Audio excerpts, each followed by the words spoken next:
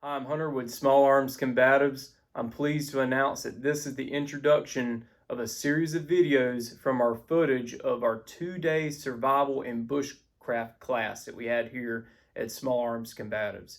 We hosted Jeremy of Wolverine Survival here in North Carolina to come out and teach us some bushcraft and survival skills.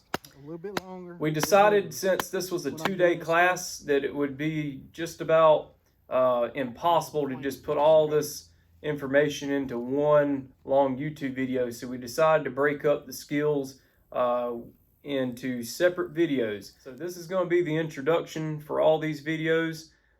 So I hope that you enjoyed the series of videos that we have. We'll try to release one every few days until we have all our footage put out there. Thank you so much, and if you're interested in training, come out to Small Arms Combatives and we'll get you the training that you need. All goes back to the woodland culture. Who has seen Last Invasion? The one made here in North Carolina. That's pretty good. Oh yeah. I've seen that. Okay. Anybody remember Magua? He's played by Wes Studi. He's a Cherokee actor. He's the bad Indian in the show. So I have been purely fascinated by that character, not only in the book, but in the movie. There's another thing about my previous experiences I didn't even mention. You guys heard of Camp Flintlock? So they're out of Four Oaks. They do school programs, and they go to a lot of historical sites, and we do 18th century history programs. So I developed a new vector when I started working with them. I worked with them for off and on for about 3 years, and I was actually the camp manager for about a year. And we run a camp down there, and the kids will show up, in the summertime, and everything from front to back is 18th century, colonial period. So in doing my historical research, I wrapped a lot. I'm actually working on a book. And one of the main purposes of my book is when you talk bushcraft, you hear people talk about Swedish bushcraft. Bushcraft is big in England. So English bushcraft, Canadian bushcraft, Morris Kohansky. Anybody know Morris Kohansky? We'll discuss him later. He was essentially the person who gets credit for coining the term bushcraft. You have Australian style bushcraft. When in the southeast, bushcraft is almost kind of a foreign word. There's a lot of people I can say bushcraft to, and it has no meaning whatsoever. We're like country boy can't survive. There's not really even a word for it, to be honest. A lot of people live in the southeast, they just have a methodology that they were born into. A lot more people today don't have any at all. They have no exposure. But the country boys, country folks that have had experiences, they know stuff. There's not really a word for it. You either have skills or you don't. We have a stronger basis in this area, and right up here at this crossroad. I'm going to tell y'all some stuff here in a minute, because I've actually researched the history right in this area because it's very important. But we have a basis in the Native American woodland culture that is stronger for bushcraft, in my opinion, than any other groups around the world that are laying claim to that title. So we just don't call it that. We just call it, a lot of us just call it common sense. Either you have been in the outdoors or you ain't. There's kind of no in between. A lot of folks around here, they get heavy exposure in the Boy Scouts. Boy Scout programs are super. But we have a methodology here that is ancient, that nobody has really laid it down and cataloged it. I used to hear a lot of people back in the day. I was born in the 70s, you know, growing up in the 80s, I'd hear a lot of older people say, let me show you an old Indian trick. Now, there was people that would say that, and that was kind of a joke. A lot of people around where I was growing up, it wasn't a joke. It really was an old Indian trick. You know, starting a fire or whatever. But we have a legacy here that is almost completely unacknowledged, that is stronger in the bushcraft realm than anywhere else in the world. Native Americans in the woodland culture. Let me go and get out because I'm busting to tell y'all. This area was controlled by the Tuscarora. Does anybody here have any knowledge or idea of history about the Tuscarora War? Look it up. We ain't got time to go deep. But understand what happened on I have trouble pronouncing words. Contentnia Creek. This creek runs all the way to Snow Hill, essentially. So it's funny, but we got the interstate here. These creeks were interstates for Native Americans. Waterways. Every river, creek, whatever, had a trail. Have you ever wondered, going back to the example of Wes Studi and Last of the Mohicans, he's a very good representation of the Eastern Woodlands Indian Scout. If you watch that movie, and if you hadn't seen it recently, go back and watch it. This guy is roaming all around in this area, doing all these dirty deeds, and, you know, French and Indian War. What's he carrying? Tomahawk. Carrying a tomahawk. Now, be careful. You tell me what all you could do with that blade right there. Do a lot. It's kind of like a sidearm for them. We'll feel the edge on. It's not super short. Short. Probably wouldn't be clearing vegetation with it. Well, how about cutting down trees? Because that's what most people think an axe is for, right? You cut small branches, not a tree though. Split kindling, shave fat wood, nothing funny, I guess. Are you sure? I reckon you could. It'd be tough though. How would you cut, if you had that and nothing else, how would you cut down a tree? Something like one of these trees right in here. Yeah. It'll take a lot of swings. Would you swing it? Or burn it down. So, it's not the preferred method. I would want a big old axe. I love swinging an axe. This is what they had. There was a technique for using it. You would not believe the size of a log that I have split in half with two of these. Really? It's a wedge. Okay. What else is it? Want to leverage? It's a chisel. I could probably cut that little one right there faster with this tomahawk and a baton than I could by swinging that hatchet right there. Really? Yes, sir. I have done it many times. I have cut down some big trees with a little tiny tomahawk. You have a handle for holding it stationary. You chisel that tree down. If it's good and sharp, it's going to do a lot more by chiseling it than it is by swinging it, because you have no weight. Now, this is a certifiable hatchet. Do I have that much more weight to swing? Do I have that much more advantage than I do over this? Not much. Not a whole lot, really. You start swinging this thing, even that little side shoot right there, that would take me a good long time with this one to knock it down.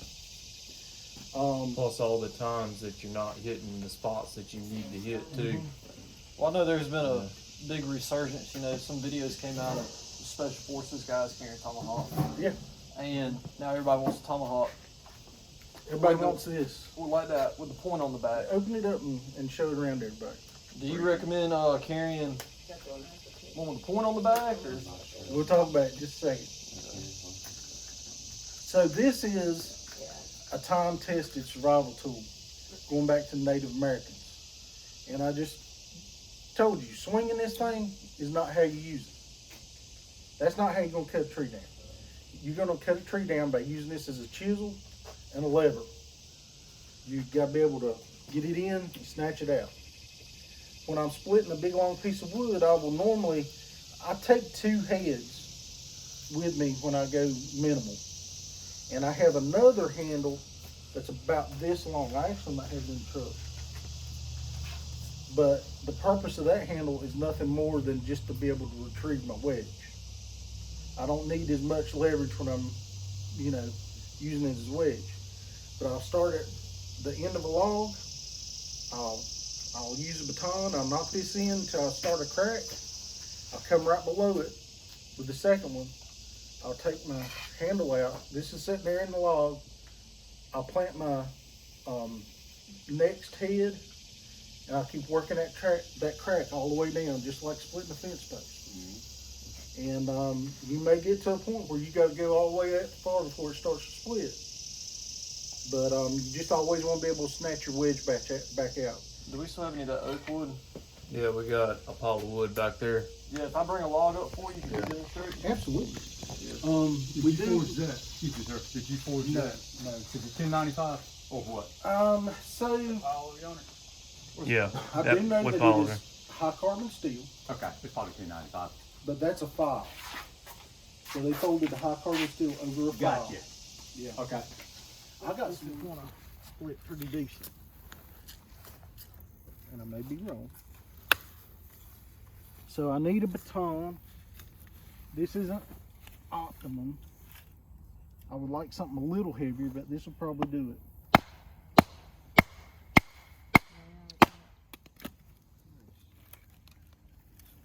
I'm impressed. That first stick is all twisted. It come into a knot. You can tell it was cut at a little angle. That's not going to be very productive with a little tomahawk. But when you're splitting, you need to select a piece. The junk wood that you're going to pick up out in the woods, it's just fallen and busted somehow, or whatever. Generally, it's not that big in diameter anyway, and you can split it pretty good. But a good hunk of wood like this, it takes a little more effort. So who's got my knife? I'll go. Let me see my knife. So this is obligatory for a bushcrafting demonstration. So, Yeah, that hurts my eyes watching this. well, that's what this knife was built to do. If you have the knife and not the hatchet, then this is it. This is what you're saying, right? Mm-hmm. Yeah. It's definitely possible. Oh yeah. Yep. So you got what you got. You ain't got what you ain't got. So that was obligatory. If you're gonna be a bushcrafter, you gotta possess this skill. If you don't want to show it at least 3 times a year to a group, then you lose your license. So, but that's what this knife is for. Well done. Mm-hmm. I've done more of that with this than anything else. It's pretty nice. I like it, but like I said, this so many times. I think the hawk is my new How best about friend. this? Who wants to give it a try? I've already knocked 2 off of here. Truck. Yeah. So this is pretty good splitting oak. I got bad knees, guys. We understand with a parachute that doesn't Yeah. deploy. Yeah. I was gonna say, mountain folks got one leg longer than the other, so what you did was you made them the same length. Yeah, pretty much. Yeah. Is it working? It's fine. in there. They made it look easy. I try to find a baton a little bit longer, a little heavier when I'm doing this stuff, but like we're saying about all this stuff, you go with what you got. I noticed when it really gets up to head of that axe or that your hatchet, yeah, when it gets up there to the eye, it really then splits that wood. Anybody else? Yeah. Yeah, here. It's okay if you want to split this birch instead of that oak, because y'all are getting to a point where the oak's going to be a little more difficult. A little wider. Looks like it's doing good to me. Yeah.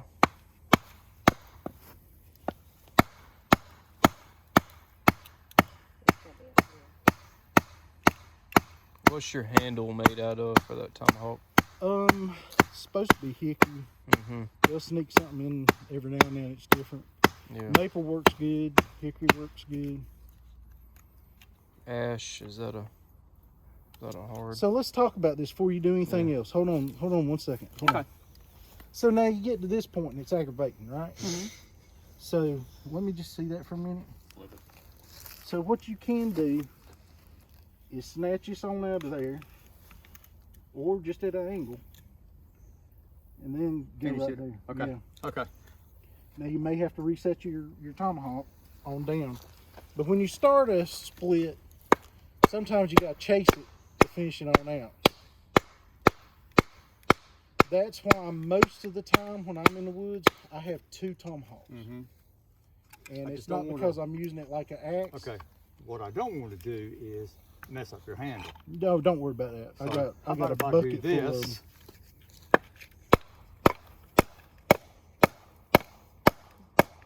You're going into that piece of wood underneath it. Yeah. It's okay. So just kind of use it as a wedge. Yeah, Boom, that's pull really the handle all out. it is a wedge. Yeah. I was on top of Mount Mitchell at Commissary Ridge Trail, and somebody had already had a fire, and they drug a big old piece of wood, and they would just burn it from the end, and then they abandoned the place and just left everything there. So I'm always looking for easy. If I can make it easy on myself, that's what I'm going to do. Might be hard now. So I had a piece of wood probably about that big around. I had both of my tomahawk handles. And it took me a little while, but I just started at the end and worked my crack, and just kept alternating the tomahawk heads until I ran it all the way down. to follow the grain. Just like splitting fence rails. And like I said, it took a little while, but I had a whole bunch of good wood come out of that piece. And the people that were there before me, you know, they were doing what was easy for them. And I was kind of taking advantage of where they left off. So Cool. This little thing doesn't work there. Yeah, man, I'm in love with that thing. Oh, well, You really need to have a YouTube channel where you can talk about the history of and stuff. Like I think like people would be eating that up, brother. I would enjoy it. Yeah. I have dabbled in a few things online. Yeah. And I'm sorry, I have a very difficult attitude with people sometimes, especially getting trolled for, you know. Yeah, turn the comments off. You know, I would have to do something like that because I'm the guy What about? that you better hope I idea don't run of into your hair's teeth. Here. and That's here. right. Because I know what you I mean. take things seriously when it's something I'm passionate about. That's right. And this stuff I'm passionate about, so Yep, that's right. Excuse me. What about the idea of starting here? 100%. Absolutely. It's a very good technique. Okay, well now, just And you can try that if you want to. okay, if you don't mind. So Yeah. I mean, I'm assuming now we would start here because this being your block, correct? Yeah. So you'd want to go. Even if it was laying on the ground, you'd be fine. I don't want to dull your blade. Don't though. worry about that. These things are meant to be used. Oh heck yeah! Man, I am getting a tomahawk as soon as possible. So let me man. give you the down low on Tell you tomahawks, what. okay? Yeah. Give us a download. My So new best there's a friend. whole bunch It's of in my tomahawks DNA. out on the market. There's a size bigger that they sell. It's called the throwing hawk. My opinion, you might like it, but in my opinion, it's too big. From my understanding of 18th century woods lore, most commonly Native Americans and long hunters would have carried one about that size. Today, when this is marketed, this is called a mouse hawk. Okay. And even in the description of it, it says Tomahawk for women and kids. There will be one of these on the plate That's, carrier. in my opinion, that is a man's hawk right there. Now, I didn't say this earlier, but you want to know something else I've done with the Tomahawk that size? I've cleaned a whole deer with one of those. You can sharpen it to a razor edge. I've been working on that blade a little bit. Every now and then you get one that don't quite want to take a good sharpening. This one's been a little difficult for me, but I have got some that, man, I mean, I could shave my arm with them. And I like them that way, but bear in mind, if you're putting it to this use, you're going to dull it and resharpen it, dull it and resharpen it. Eventually it is going to wear out, you know, over heavy use.